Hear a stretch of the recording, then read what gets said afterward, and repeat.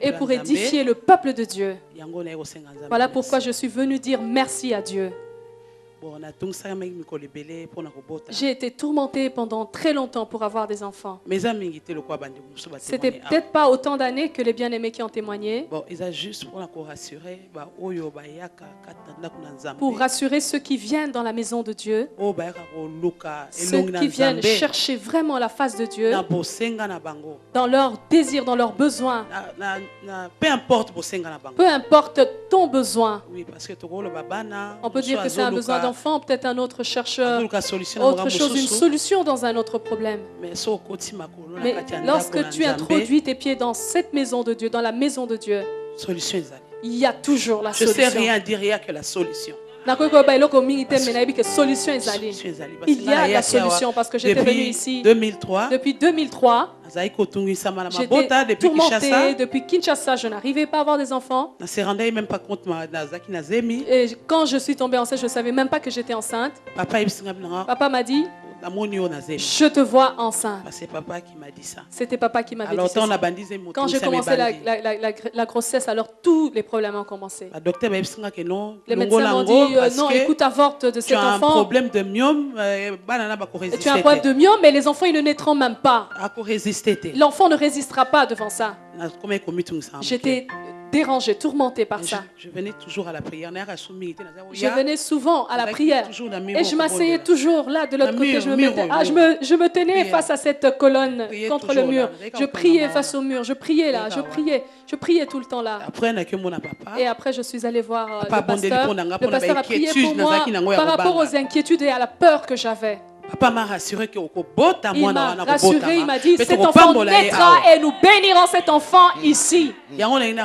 Voilà pourquoi je veux rassurer tous ceux qui sont venus aujourd'hui. C'est Dieu qui vous a invité.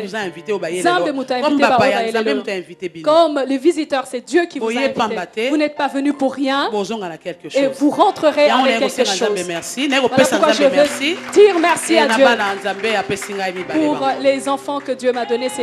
Alléluia!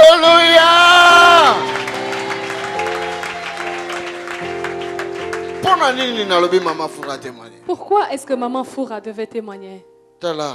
Voyez, le Seigneur l'a répondu. Mais si les gens ne savent pas que c'est une réponse de Dieu, Dieu attend.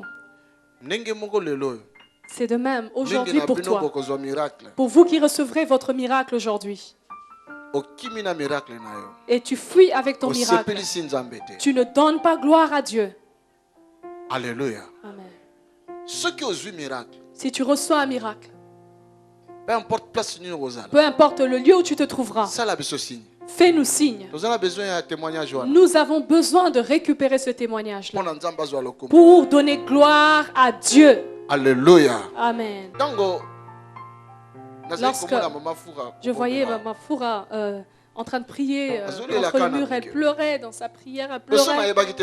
Et au départ, je ne savais pas la raison de ses pleurs. Je dis, mais femme, pourquoi est-ce que tu pleures tout le temps quand tu pries?